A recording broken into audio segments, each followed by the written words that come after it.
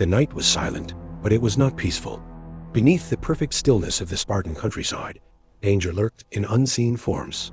The moonlight revealed little: vast fields, distant hills, and villages where families slept uneasily, never knowing when an unseen visitor might be watching. In these lands, fear itself had been weaponized. Sparta was famed across the ancient world for its warriors, their gleaming bronze armor, and unbreakable phalanx formations. To outsiders, they were the pinnacle of martial strength, a society of fearless men who valued honor and courage above all else. But that image was only part of the truth. Behind the outward display of discipline and glory, there existed another Sparta, a hidden Sparta, one that ruled not through open battle, but through whispers, shadows, and silent acts of control. This was the world of the Krypteia, Sparta's secret service, a covert organization that operated entirely in the dark. Before we dive deep into this story, I want to pause and ask you something. Where are you watching from right now? And what time is it there? It is always amazing to see people from all over the world come together to uncover these forgotten parts of history. Type your location and time in the comments below. Let's see how far this community reaches. And if you love hidden stories like this, make sure you like, share, and subscribe to Ancient Spy Files so you never miss an episode. Now let's step into the shadows of Sparta, where fear was the most effective weapon of all. To understand why the Krypteia was created, you must first understand Sparta's unique society. Unlike other Greek city-states, Sparta's entire system was built around the art of war. From the moment a Spartan boy was born, his life was shaped by the state's need for strength and survival.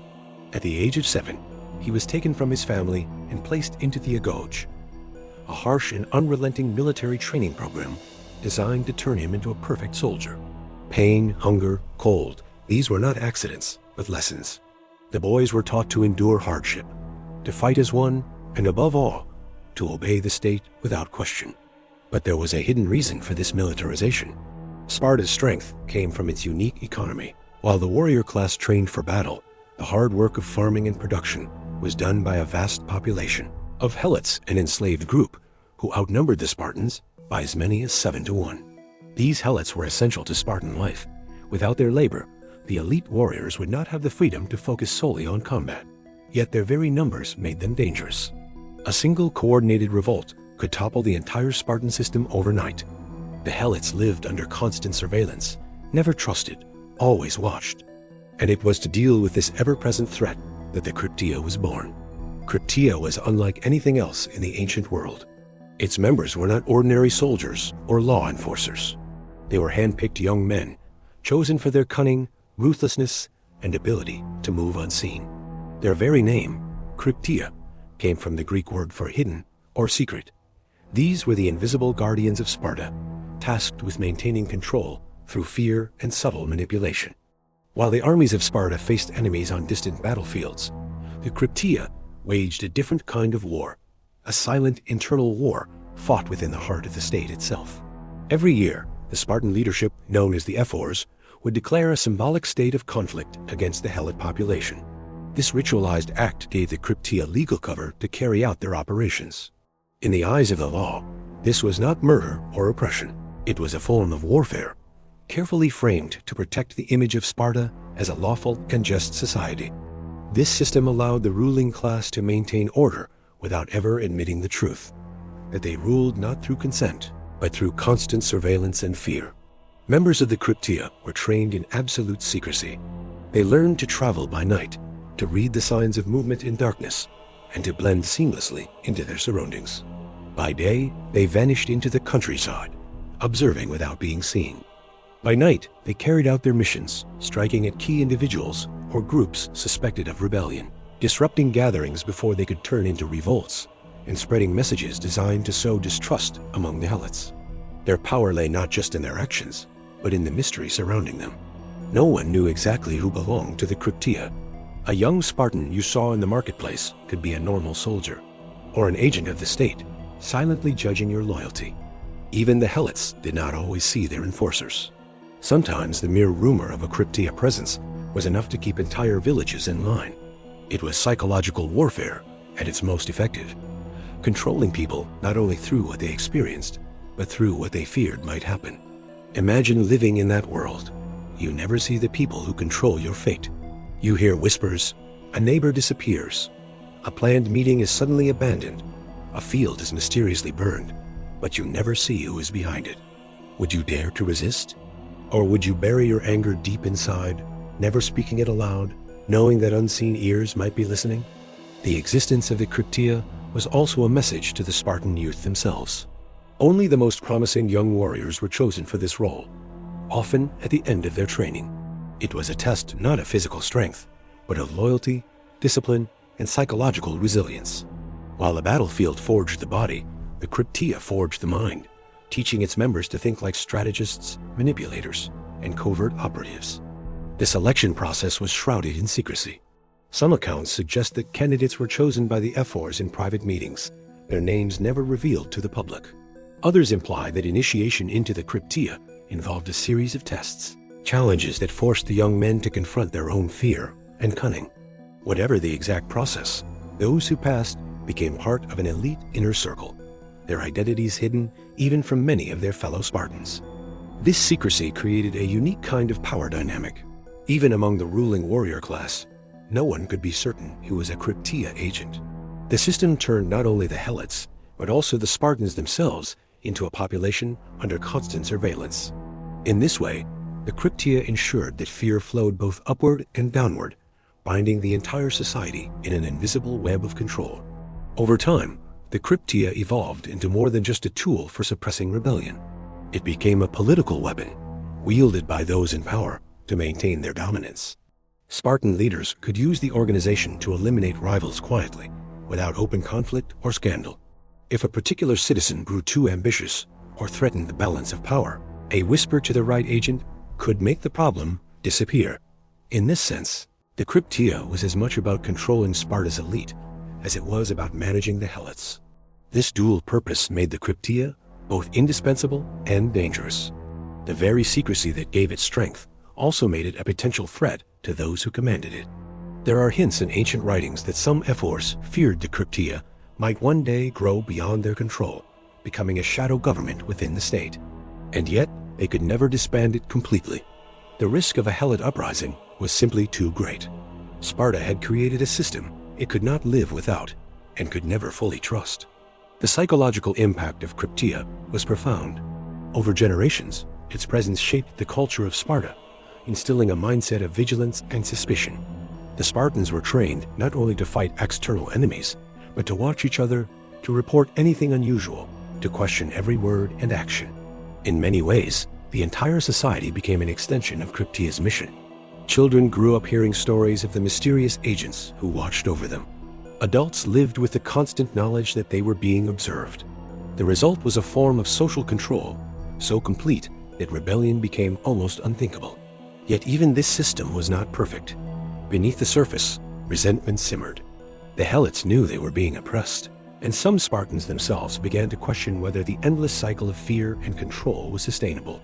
Over time, small cracks appeared in the system, cracks that would eventually widen into full-blown crises, threatening to bring down the carefully constructed order of Sparta. As we close this first chapter, one thing becomes clear. The Krypteia was not just a group of shadowy operatives. It was the beating heart of Spartan power, the silent force that kept the state standing while its armies marched across Greece. Without it, Sparta might have fallen to rebellion long before it became the legendary warrior society we remember today. But with it came a terrible price, a world where no one could ever be truly free, where every act of resistance was crushed before it began, and where even the rulers lived in fear of the shadows they themselves had created. In the next chapter, we will journey deeper into the rise of the Krypteia, uncovering the methods they used to recruit and train their agents, the missions they carried out in secrecy, and the psychological strategies that allowed them to control an entire population without ever being seen. But as you prepare to dive deeper into this story, ask yourself this: is a society built on fear ever truly strong? Or does the very act of ruling through terror sow the seeds of its own destruction? The Krypteia was not a formal army, nor a visible institution with barracks and banners. It was a ghostly network woven into the very fabric of Spartan society. Unlike the famed Spartan hoplites, who marched proudly into battle beneath shining shields and scarlet cloaks, the members of the Krypteia operated in secrecy, their very existence known only to a select few. Their power lay not in numbers or brute strength, but in fear, cunning, and absolute invisibility. To understand how they rose to such prominence, we must journey into the very heart of Sparta's system, a society engineered to produce warriors, but also shadows. The origins of the Krypteia remain shrouded in mystery. Some ancient writers claim that the practice began shortly after Sparta conquered the region of Messenia, turning its people into helots to work the land. From the very start, the Spartans faced a grim truth. They were vastly outnumbered by those they ruled. A single spark of rebellion could ignite an inferno that no phalanx could extinguish. The Spartan leadership realized they needed a new kind of weapon, one that could strike silently, one that could shape behavior through terror rather than open war. Others suggest the Krypteia was an extension of Sparta's elite warrior training. Just as the Agoge forged young boys into hoplites, the Krypteia was designed to test the most promising among them, creating individuals who could operate beyond the rigid discipline of the battlefield. These chosen few would not fight in ranks. They would act alone or in small units, relying on stealth, intelligence, and adaptability.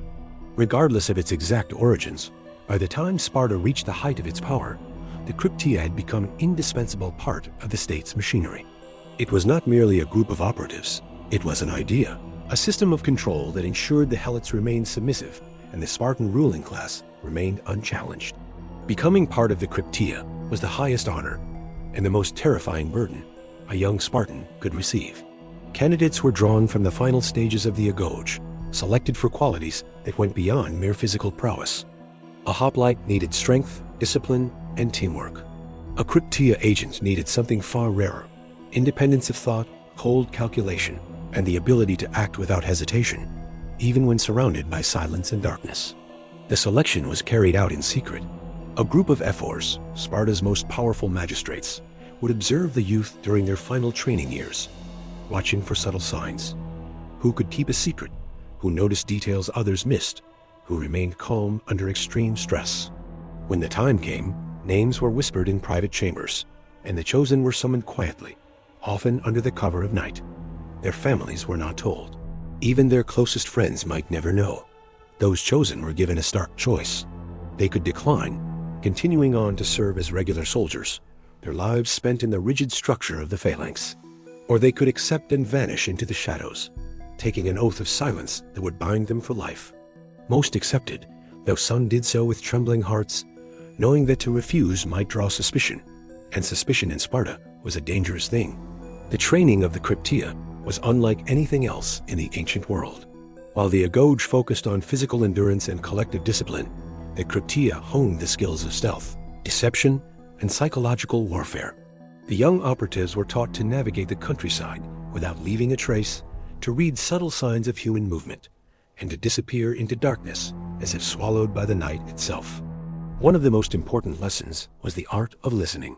Krypteia agents had to be masters of gathering information without being seen or heard. They learned to eavesdrop on conversations while remaining hidden, to interpret rumors and signals, and to understand the complex web of relationships within helot communities. Knowledge was their greatest weapon, and silence their greatest shield. Another key element of their training was survival. Operatives were often sent into the wild with nothing but a dagger and the clothes on their backs. They had to live off the land, moving constantly, avoiding detection not just by enemies but by ordinary citizens. This constant state of alertness forged them into predators, always watching, always waiting, never truly at rest. But perhaps the most chilling aspect of their preparation was psychological conditioning. The Krypteia were taught to control their own fear, and more importantly, to instill fear in others. They practiced techniques of intimidation that relied on subtlety rather than open violence. A well-placed symbol, a cryptic message, or a carefully timed disappearance could sometimes achieve more than 100 soldiers armed with spears. Each year, the ephors declared a symbolic war against the helots. This ritual had profound implications. In the legal framework of Sparta, it allowed Krypteia operatives to act with total freedom. Technically, their actions were not crimes, but acts of warfare, no different from a soldier striking down an enemy on the battlefield. This clever manipulation of the law ensured that the Krypteia could operate without fear of retribution or scandal. During this annual cycle, the Krypteia spread throughout the countryside. They moved in small groups or alone, watching villages, mapping relationships, and identifying individuals who posed potential threats to Spartan rule. Their mission was not to annihilate the helot population, but to maintain a constant atmosphere of uncertainty and submission. By targeting influential figures or disrupting communication networks, they kept the helots divided and afraid to organize. Ancient sources describe this as a kind of shadow war, fought entirely in the realm of perception. The goal was not mass bloodshed, but psychological domination. A village where no one dared speak openly was, in Spartan eyes, a victory as great as any won on the battlefield. The Krypteia's methods were varied and often ingenious. They employed signals and codes that allowed them to communicate without words. A pattern of stones left on a path might indicate a warning. A piece of cloth tied to a tree could mark a meeting place. Even the movement of animals was sometimes used as a form of message delivery, blending perfectly with the natural environment. Disguise was another key tactic. While Spartan warriors were known for their distinctive appearance, the Krypteia often dressed as ordinary farmers, traders, or wanderers. This allowed them to move through helot communities undetected, gathering intelligence and spreading misinformation.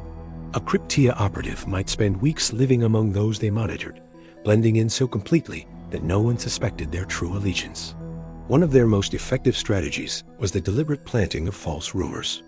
By spreading carefully crafted lies, the Krypteia could turn communities against each other. A whisper about betrayal, a hint of rebellion, a suggestion of favoritism, these seeds of mistrust could grow into divisions that weakened the helots from within, preventing them from uniting against their masters. At its core, Krypteia's true power lay in fear. They understood that physical control alone was never enough to maintain dominance over a larger population. Fear could achieve what armies could not: self-policing behavior. When people believed they were always being watched, when they felt that unseen forces were shaping their lives, they began to censor themselves. Resistance faded, not because it was impossible, but because it seemed hopeless. This psychological effect extended beyond the helots. Even the Spartan citizenry lived under the shadow of the Krypteia. A careless word, a hint of dissent, could draw the attention of unseen observers. While the organization officially targeted only the helots, its presence served as a reminder to all Spartans that loyalty was absolute and questioning the state was perilous. In this way, the Krypteia became a tool not just of external control, but of internal discipline. The Spartan system was self-reinforcing. The rulers watched the helots, the Krypteia watched the rulers, and everyone watched each other. It was a society built on mutual surveillance, centuries before modern states developed similar mechanisms. Over time, the Krypteia's activities shaped the very character of Sparta. Villages developed elaborate rituals of secrecy, never knowing when they might be observed. Families taught their children to speak carefully, to hide their thoughts behind masks of obedience. Even the simplest acts, planting a field, holding a feast, visiting a neighbor, were tinged with unease. For the Krypteia themselves, this world of constant tension was both their creation and their prison. They lived double lives, appearing as ordinary citizens by day while carrying out covert missions by night. Trust was a luxury they could never afford. Even within their own ranks, competition and suspicion were rampant. After all, a system built on fear eventually turns inward, devouring those who enforce it. By the height of Sparta's dominance in Greece, the Krypteia had become a silent empire within an empire. While the kings and ephors ruled openly, the true stability of the state rested on these unseen operatives. Their influence extended beyond the countryside, reaching into the political heart of Sparta. Decisions made in the assembly were subtly guided by information gathered or fabricated by the Krypteia. Foreign envoys feared them, knowing that any conversation, any alliance, might be overheard. Spartan generals relied on them for intelligence about enemy movements, even as they secretly dreaded becoming their targets. The line between external warfare and internal control blurred until it was impossible to say where one ended and the other began. The rise of the Krypteia was not inevitable. It was the result of choices made by a society that valued order above freedom, stability above trust.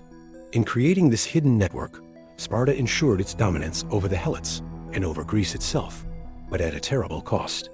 As the next chapter will reveal, this power could not be contained forever.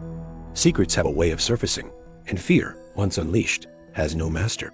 The very tactics that kept Sparta strong would eventually sow the seeds of betrayal and collapse. In Chapter 3, we will uncover the political intrigues, rivalries, and internal conspiracies that turned the Krypteia from guardians of the state into players in their own deadly game, and how their actions began to shake the foundations of Sparta itself. As the years passed, the Krypteia grew from a hidden branch of the Spartan state into something far more complex and far more dangerous. What had begun as a covert system designed to keep the helots submissive began to take on a life of its own. The secrecy that gave the Krypteia its strength also made it a tempting tool for manipulation. Those who held power over the organization could shape events without ever stepping into the light. In time, the shadows of the Krypteia stretched not only over the helots, but over the entire Spartan political system. At the top of Sparta's hierarchy were two kings, a unique dual monarchy meant to balance authority and prevent tyranny. Alongside them stood the ephors, 5 powerful magistrates elected annually who oversaw the state's daily governance. In theory, this system ensured stability through shared power. In practice, it created constant tension, and the Krypteia thrived in that tension. The ephors, with their direct authority over the Krypteia, quickly realized that information was the most potent weapon in their arsenal. With a whisper here or a rumor there, they could tilt political debates, silence rivals, or even bring down a king without ever unsheathing a sword. The Krypteia became the unseen hand in nearly every major decision. If a general seemed too ambitious, reports might surface of disloyalty or secret dealings with enemy states. If a faction in the assembly pushed for reforms, subtle threats or sudden disappearances could persuade them to abandon their cause. Even foreign policy was shaped by intelligence gathered or fabricated by these unseen operatives. Other Greek city-states never knew how deeply they were being watched. Spartan envoys seemed calm and straightforward in negotiations, but behind them stood a network of spies who already knew their enemies' weaknesses. This invisible influence gave the ephors enormous power, but it also created a dangerous dependency. The kings and other leaders relied more and more on the Krypteia for information, unable to distinguish truth from deception. Once a ruler accepts that only the shadows hold the answers, the shadows become the real rulers. By the height of Sparta's dominance, many decisions were being made not in the public assembly, but in secret chambers, based on reports delivered by unseen agents. As the Krypteia's reach grew, so did its internal rivalries. The organization was never a single unified body. Different factions formed around powerful ephors, each with their own agendas. These factions spied not only on the helots, but on each other. An operative might receive one mission from his superior, while secretly reporting to another, creating a tangled web of deceit that even the ephors themselves could not fully control. This environment bred paranoia at every level of Spartan society. A nobleman might find himself accused of treason based on anonymous reports. A general might be recalled from a campaign because of a letter whose author was never revealed. Sometimes the accusations were real. Other times, they were fabrications planted by rivals seeking to eliminate threats. The Krypteia had become a political weapon, as dangerous to Sparta's elite as it was to its oppressed population. One infamous case involved a prominent military commander whose popularity among the people threatened the authority of the ephors. A series of carefully staged incidents, unexplained fires, intercepted messages, whispers of foreign alliances, created the illusion of a vast conspiracy. Though no solid evidence was ever produced, the climate of fear was enough to justify his removal. The commander disappeared soon after, his fate never recorded. Whether he was exiled, imprisoned, or quietly eliminated remains a mystery to this day. The only certainty is that the Krypteia's hand was behind it.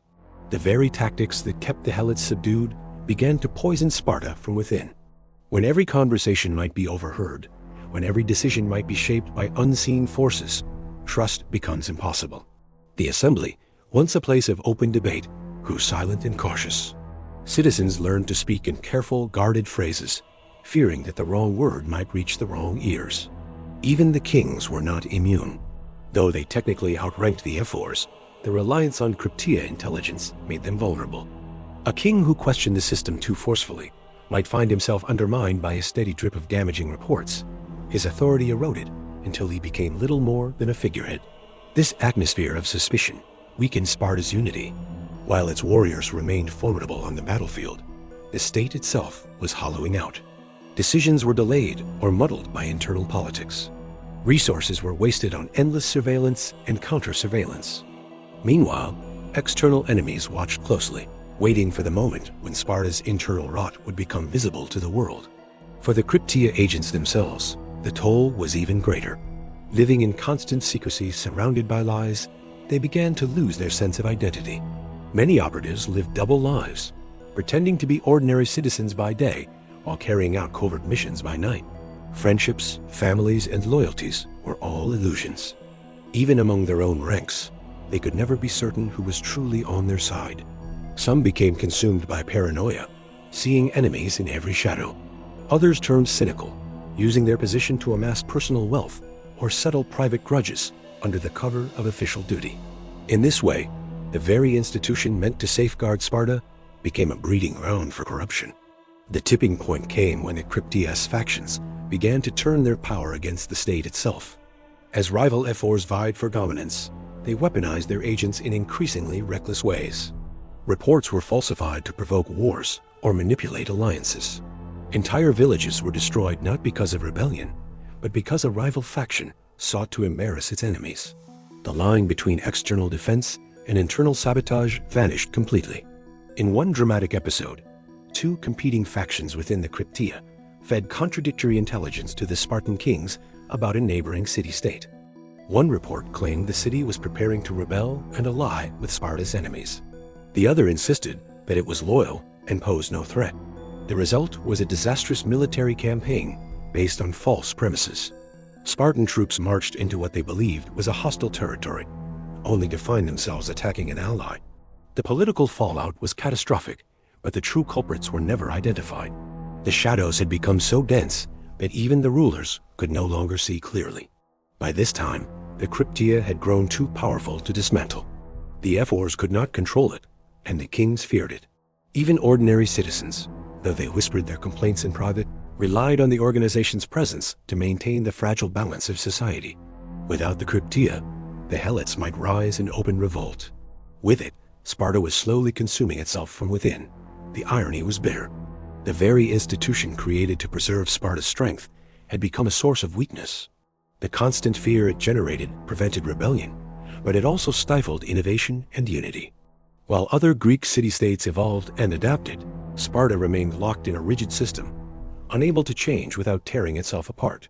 Historians would later point to this period as the beginning of Sparta's decline. Though its armies remained feared for generations, the city's internal cohesion was fatally compromised. When external enemies finally struck, they found a state divided and vulnerable, its leaders too busy fighting invisible wars against each other to mount a unified defense. The rise of the Krypteia was a testament to the power of secrecy and fear. But as Chapter 4 will reveal, even the most carefully constructed shadow empire cannot last forever. In the final part of this story, we will witness the downfall of the Krypteia, the desperate attempts to destroy it, and the lingering legacy it left behind, a legacy that still echoes in the intelligence agencies and surveillance states of our modern world. The power of the Krypteia seemed unshakable. For generations, they had ruled the shadows of Sparta, shaping the lives of both rulers and ruled. Their methods were so deeply woven into the fabric of the state that few could even imagine a world without them. Yet, like all empires built on fear, the Krypteia's strength contained the seeds of its destruction. What no external army could do, time and paranoia would accomplish. Sparta's dominance began to falter in the later years of the Peloponnesian War. Once the unchallenged military power of Greece, Sparta found itself locked in endless conflict with rivals like Athens, Thebes, and Persia. These wars drained resources and exposed weaknesses that had long been hidden. While Spartan warriors marched to distant battlefields, the helots, the very population the Krypteia had spent centuries suppressing, grew restless. Rumors of rebellion spread, and the fear that had once kept them divided began to turn into anger. The Krypteia responded with their usual methods: surveillance, intimidation, and covert strikes against suspected leaders. But this time, their efforts had the opposite effect. Instead of preventing unity, their brutality pushed the helots closer together. Villages that had once feared to speak openly now whispered to each other in secret, forging alliances under the very noses of their oppressors. The shadows that had once belonged solely to the Krypteia were now shared by their enemies.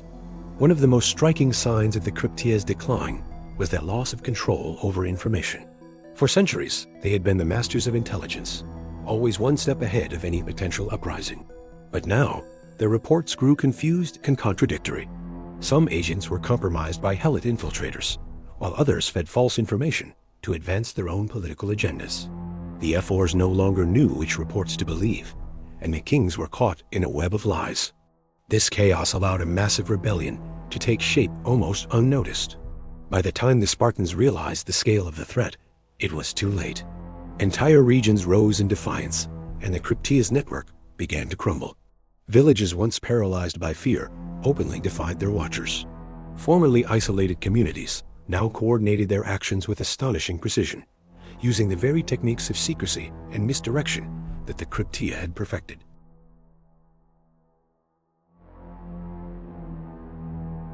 The rebellion was not just a military challenge, it was a psychological one. For the first time in generations, the helots showed no fear. The very weapon that had sustained the Krypteia's power was now useless. Their carefully crafted aura of invincibility dissolved, and with it, their ability to control events. As external threats mounted, the internal divisions within Sparta grew sharper. The rival factions of the Krypteia, already at odds, turned their covert war against each other into open sabotage. Each faction blamed the others for the failures, leaking damaging information to the kings and the assembly. False accusations flew like arrows, and no one could tell friend from foe. The F-4s, once the masters of the shadows, became prisoners of the very system they had built. They issued frantic orders, but their agents no longer obeyed. Some operatives defected to rival factions, while others vanished entirely, their loyalties unknown. What had once been a unified force of control now dissolved into chaos. Meanwhile, Sparta's enemies seized the moment. Thebes and other rival city-states struck hard, exploiting the confusion. Battles that Sparta might once have won decisively now ended in costly stalemates or humiliating defeats. The image of Spartan invincibility, carefully cultivated by centuries of propaganda and fear, began to crumble before the eyes of Greece. The final blow came during a particularly devastating helot uprising, supported by external forces who had grown tired of Spartan dominance. For the first time, the Krypteia faced an opponent who understood their methods. The rebels used misdirection, false intelligence, and counter-surveillance to outmaneuver their watchers. They spread fear not among their own people, but among the Spartans themselves. When Spartan soldiers marched to suppress the revolt, they found themselves walking into carefully laid traps. Villages that seemed loyal turned hostile without warning. Ambushes struck from the dark, using tactics once exclusive to the Krypteia. The irony was bitter. The techniques that had once given Sparta control were now its undoing. In desperation, the F-4s attempted to disband the Krypteia and replace it with a more conventional force. But by then, it was too late. Many operatives simply vanished, disappearing into the countryside or defecting to rival factions. Others were hunted down by angry citizens who blamed them for years of oppression. The shadows that had once been the Krypteia's domain became their grave. Though the Krypteia as an organization vanished, their legacy endured. They had demonstrated, centuries before the rise of modern intelligence agencies, the terrifying power of surveillance and psychological warfare. Their story is a cautionary tale about the dangers of ruling through fear. For the helots, the end of the Krypteia was a moment of liberation, but also of reckoning. Generations had grown up under the invisible hand of control. Even after their oppressors were gone, the habits of secrecy and mistrust lingered. Communities struggled to rebuild trust, just as Sparta itself struggled to redefine its identity without the system that had once sustained it. Historians looking back see the Krypteia as a paradox. On one hand, they were brilliant strategists who mastered the art of covert control long before such concepts were formally defined. On the other, they were prisoners of their own methods, trapped in a cycle of fear and deception that ultimately destroyed them. Their rise and fall reveal a truth as old as civilization itself. No regime built entirely on secrecy can last forever. In the end, the shadows always consume their masters. As we study the Krypteia today, it's hard not to see echoes of their system in our own time. Modern nations have intelligence agencies, surveillance technologies, and covert operations that would have seemed like magic to the ancient Spartans. Yet the fundamental principles remain the same. Information is power, fear is a weapon, and secrecy, while useful, always comes with a cost. The story of the Krypteia is not just ancient history, it's a mirror held up to our present. How much control do we truly have over our own lives? Who watches us, and who watches them in turn? These are questions that have haunted humanity for thousands of years. Questions that began in places like Sparta, in the silent footsteps of men who moved through the night unseen. The fall of the Krypteia marked the end of an era, but their story continues to fascinate because it reveals the hidden forces that shape history. Behind every great empire, there are those who work in the shadows, unseen and often unacknowledged. The Spartans may be remembered for their warriors on the battlefield, but their true power and their ultimate downfall lay with the invisible agents who ruled through fear.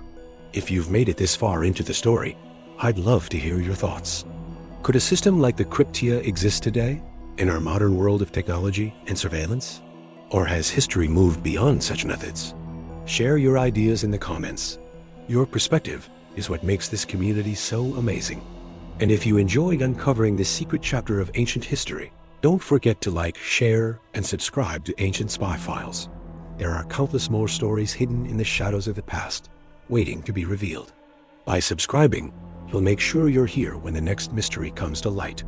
Until then, remember, the most dangerous powers are the ones you never see.